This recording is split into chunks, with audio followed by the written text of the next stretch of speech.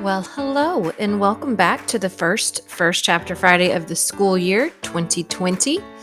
I hope everybody is safe and healthy and happy in this unusual time.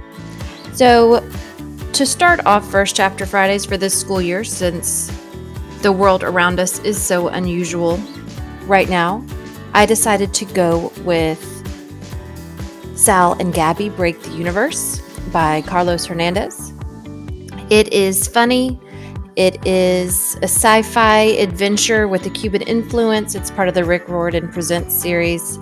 And everybody could just use something a little bit more lighthearted and something that could put a smile on their face right now. So here is the first chapter, and I hope you enjoy.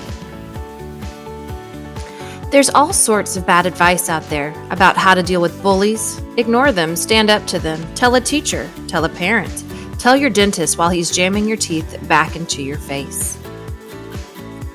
The real way to deal with a bully is to stick a raw chicken in their locker.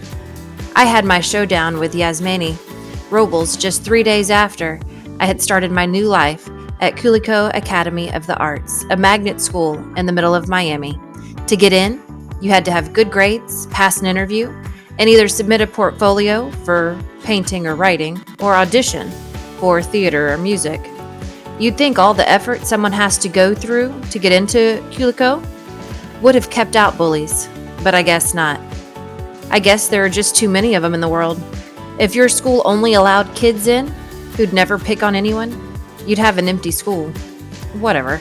It's not like I hadn't learned how to handle bullies back in Connecticut. On Wednesday, between 4th and 5th periods, I went to the lockers, along with 500,000 other kids. I stowed my history book and grabbed math so I could do my homework during lunch. Then opened my bag of magic tricks and put on my gotcha stamp ring. We would be doing introductions in my 8th period theater class, and I thought I could use it to demonstrate some sleight of hand. Magic is kind of my thing. I had a minute before I needed to go, so I took out my diabetes bag and fished out my glucose meter. I thought I'd be all right till lunch, but I started to feel spacey and dreamy at the end of my last class. Blood sugar levels might be falling. Best to check now. As I rummaged, I noticed the tall kid next to me struggling to get his locker open. He was as Cuban as they come. Brown, built like a track and field champ, with a haircut so short you could see the bumpy skin of his scalp beneath what was left of his tiny curls. He'd wrestled with his combination lock yesterday too, and never figured it out. So he'd had to carry a full backpack of books to his next class. I'd had trouble with my lock on the first day, until I figured out you have to squeeze it as you turn the dial. And I'm a nice guy, so I said to him, "Hey man, my lock sucks too. The trick is to squeeze the top while..." That's all I got out before he punched his locker. The whole hallway grew a little quieter. Yasmani, I learned his name later, but why keep you in suspense, slowly turned to look at me. He scanned me up and down, doing some tough guy calculations to figure out if he could take me. Apparently, he thought he could, because he stepped up to me fast, ferocious chest out, arms wide. He'd been in a lot of fights, judging from his flat as a shamrock nose. "Just come back from safari, white boy?" he asked. "I mean, if you even are a boy." Let's take a second to break down this insult. The safari crack was because I had on canvas cargo pants and a cargo vest, each with 4 pockets brimming with gadgets and tricks of the trade. Pretty much all the clothes I own have tons of pockets. I'm ready to perform at any time. You never know when the world's going to need a little magic. The white boy crack was because, I guess, to him I looked white. Back when I lived in Connecticut, kids were telling me to go back to Browntown all the time. But I was in Miami now. New place, new rules about skin color. And if you are a boy, I kept my hair pretty long. It gave me a place to hide stuff in the middle of a trick. And to this caveman's mind, calling someone a girl was an insult. Whatever. I tried the My Little Pony approach to handling bullies. "Sorry, just trying to help." And I started to walk away. He body blocked me. "You wanted to help me? Why would a sandwich like you think I'd need your help? Now I looked him in the eye. Your locker's still locked, isn't it? I probably shouldn't have said anything, but he called me a sandwich. Some insults you can't let slide. In response, he did what bullies do. He slapped my diabetes bag out of my hands. It hit the ground with a glassy crunch. My stomach churned right along with it. That pack contained my insulin, my syringes, my blood glucose meter, my Sharps disposal container for used needles, my Band-Aids, and a fun-sized bag of Skittles. If he broke something important in that pack, I could be in real trouble. I knelt down to pick it up, my hands shaking as they reached for the bag. I tried to relax. I closed my eyes, breathed slowly, and remembered what Pappy had said to me after Mammy died. Fear is your body trying to tell your brain what to do, but the brain is king of the body. It calls the shots. I opened my eyes slowly, the way the good guys do in movies when they've just figured out how to beat the villain. I noticed that the bright young scholars of Hulico Academy of the Arts had performed a ring around Yasmani and me.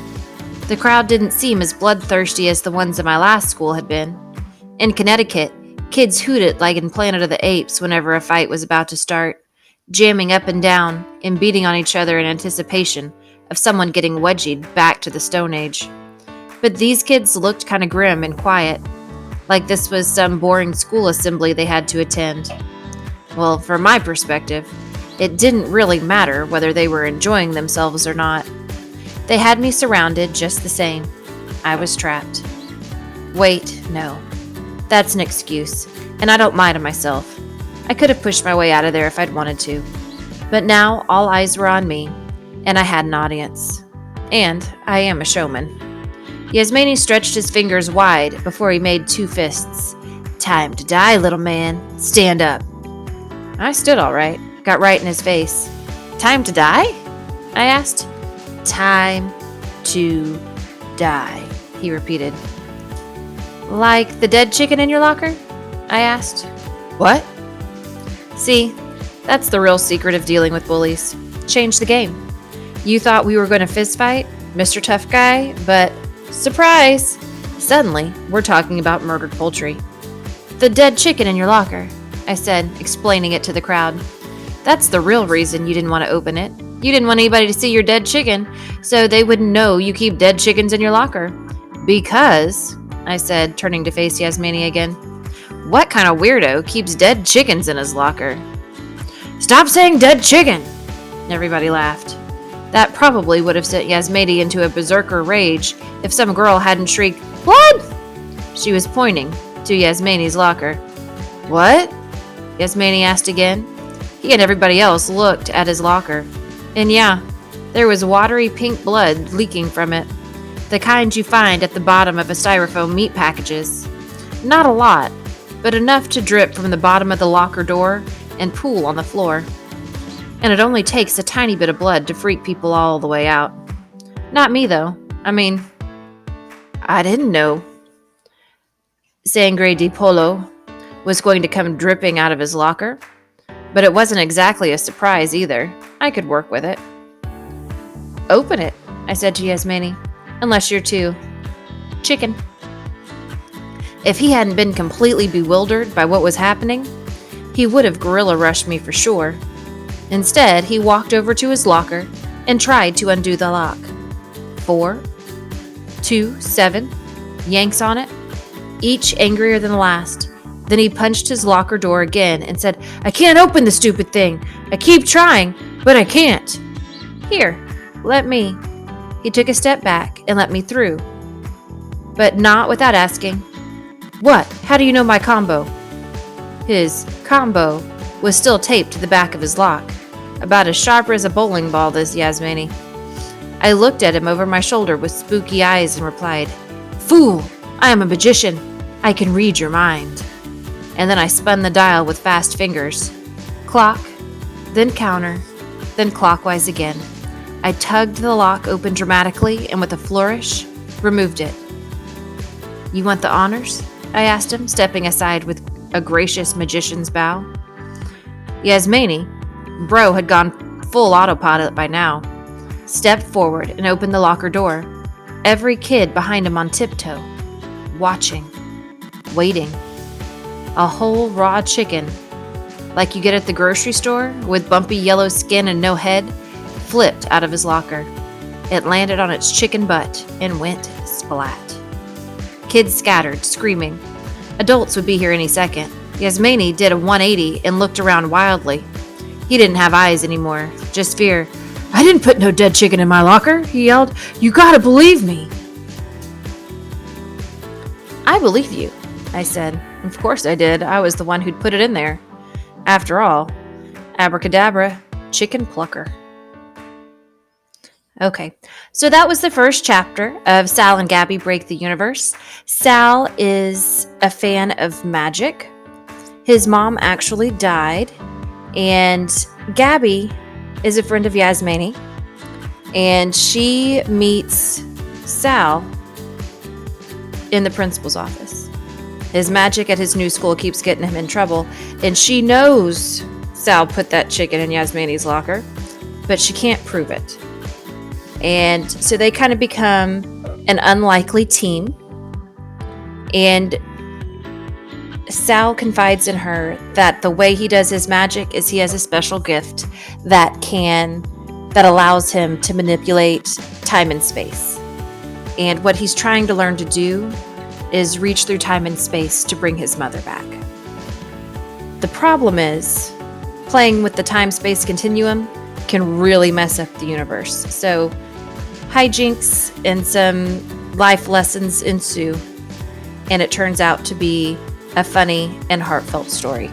One of my favorite blurbs that I have read surrounding this book talked about, like, if Houdini, Mr. Rogers, and Stephen Hawking wrote a book together, it might come close to what Carlos Hernandez did with this story. And that's just paraphrasing. But I thought that was a really fun way to describe it. Right now, you can find this on Amazon. It's on sale for like $5 or $6 for the Kindle, the ebook edition. Also, reach out to your friendly neighborhood librarian. We tend to be a helpful people. And whether we locate a hard copy for you or point you in the direction where you can find a free ebook copy, we are always happy to help. And enjoy. Happy reading.